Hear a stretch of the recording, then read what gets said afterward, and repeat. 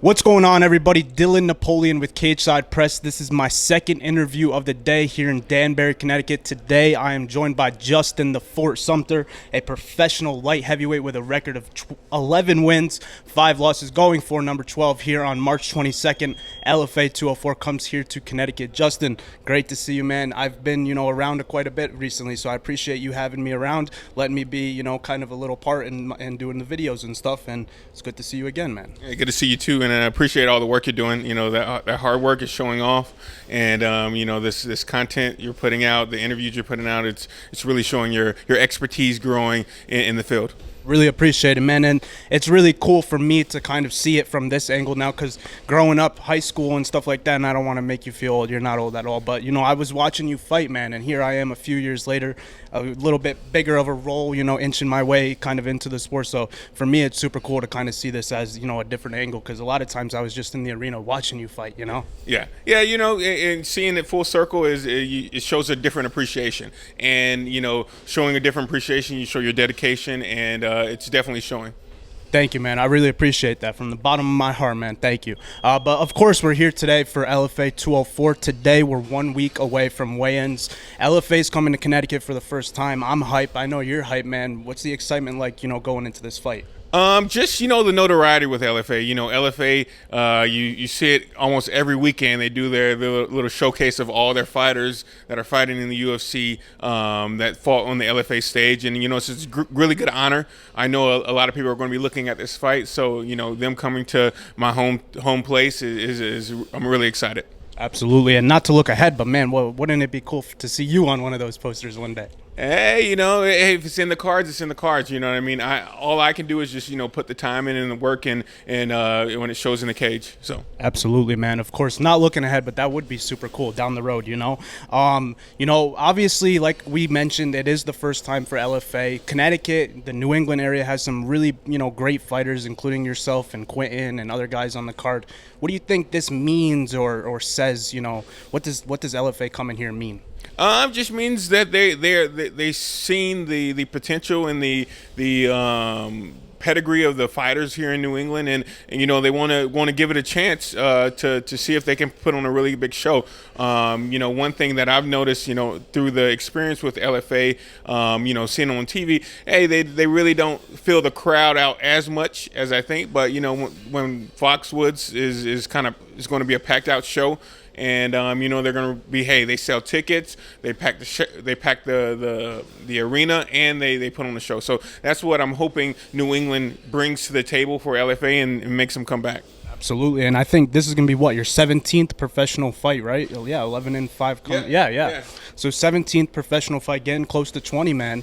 When maybe when you were a younger fighter or something like that, did you ever envision, fighting for LFA? Did you say that would be a cool promotion to fight for, or not? Not really. Was it, you weren't thinking that far ahead? I knew at some point, like if I continued on the path that I was, that eventually I would get the opportunity to fight for him. And, I was just thinking the other day that a lot of the things that have happened in my fight career when I was younger, I kind of envisioned, I said, hey, when I get a little bit older or, I have a little bit more fights, I'm going to be at that position. And, here I am.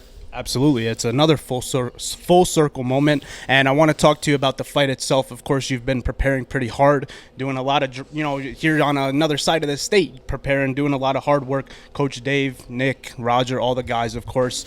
You're fighting a guy by the name of Luis Henrique Barbosa, a Brazilian fighter. What do you know about him? Any initial analysis? I know he's a really tough guy. He's fought 6 times in the UFC.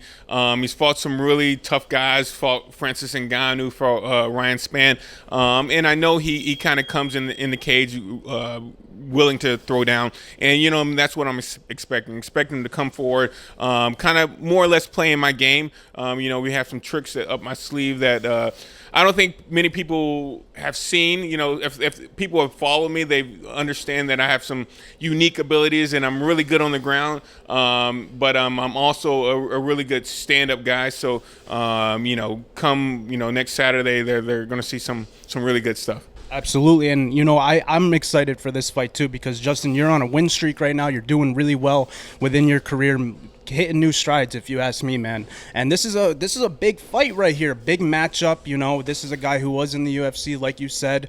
How exciting is this matchup to you? It's really exciting, especially on this stage, LFA. Having this opportunity to showcase my skills against a tough opponent in a great show, just allows me to kind of, go, balls to the wall and show everyone what I can do and put the world on notice that, I'm a light heavyweight to reckon with. Now, I've seen a lot of, fights coming out on the card, but I haven't seen a bout order. If I had to guess, I'd assume you're going to be close to the, top of the card, main card, of course. Every fight is significant, of course, but what kind of implications do you think this could have on your career? Definitely, this could be the next step to get to the big show. Having a 3-fight win streak, I'm kind of shown my tenure in the cage. And, with a kind of crowd roaring, show stopping win over a guy like Barbosa would definitely put a lot of eyes on me and say, hey, give this guy a shot. Absolutely. And that brings us to the next point where, like we said, 3-fight win streak right now, but also 3 first-round submissions, right? So, like I said, I think it seems as though you've hit a new stride within your career. Do you feel the same way? Yeah, I feel, I kind of knocked myself in the head with this one. A lot of people were telling me, back like 3-4 years, hey, man, you should go to light heavyweight. And I was like, nah, 85 is a good weight for me. Ever since I switched to 205, my energy's where it needs to be, my power's where it needs to be, and I just feel like a unstoppable machine. My body's able to perform in the ways that I know it can. At middleweight, I knew I can perform that way, but had a little reserve just because I cut so much weight to get to 185. But 205 is my class. With the lifestyle you live, a hardworking man, a father, and stuff like that, I can only imagine this was a pretty big thing in your career, right? Because you've looked great at 205 so far. Yeah, having a full-time job as well as, a kid and a wife, and fighting on the professional level is a lot to take on. And, to add on to that, hard regimen of dieting, it definitely plays a toll on your psyche as well as your physical capabilities. So, going to 205, that's one less thing that I, have to think about to perform. And, I can just go in the cage and be me. And you've looked great at 205, of course, right? So next thing I want to talk to you about is this training camp. Obviously, today we're here at Champs. I was with you in FAA, Fighting Arts Academy, with Nick Newell, Roger Denton, and all those guys the other day. What has this training camp been like to you? Because it seems as though you're getting, quite a bit of looks here. Yeah.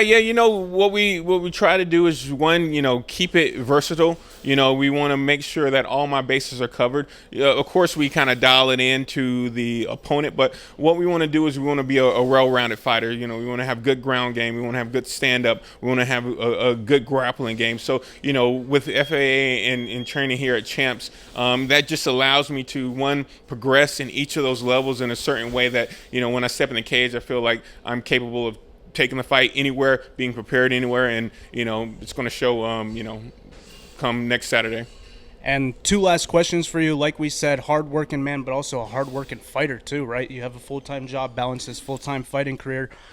To someone who may have never, done that, or for me, it's a very respectable thing. It's impressive, because I know your job is important. You do quality stuff over there. So, how do you find that balance? What's the secret to your success, or maybe just something that has helped you quite a bit over your career?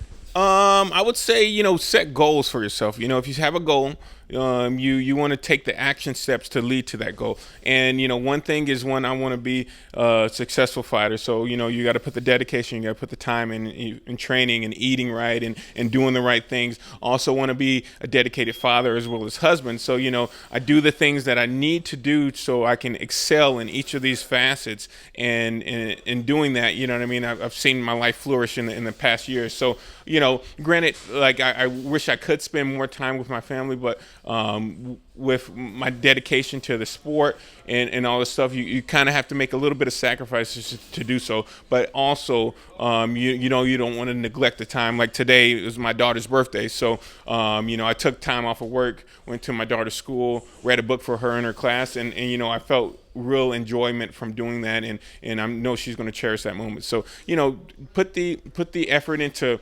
prioritize the certain things in your life that you think are important, and sooner or later those steps grow into bigger things, and you become a more flourishing person. I'm sure that was a cool moment with the kids, right? Do they know you're a fighter too, or no? I know a couple of them know him. Like my next door neighbor's daughter's in the class, so she knows. And another one, but maybe next week a lot more people would know. But yeah. That's an impactful thing because young kids, they look up to people like you, right? And last question for you, Justin, is this: I know you're fighting in your home state of Connecticut. A lot of people from here are going to be there. They're going to show their support, but it's also on UFC Fight Pass, so there could potentially be a bunch of people who may have never seen the Fort fight before. What would you tell them? What can they expect from you on the 22nd? Just a dedicated game plan. I go in there with my mindset, what I'm going to do, regardless of what the opponent's going to do, and it's going to show in my performance. So look out for it. I'm looking forward to it. I think you guys should too. March 22nd, Foxwoods Resort and Casino. LFA makes their debut. Justin makes his LFA debut. They make their debut here in Connecticut. I meant to say that, but Justin will make his promotional debut in his 17th fight throughout this professional career. Justin, much appreciated, man. I appreciate it. Thank you for having me. Absolutely.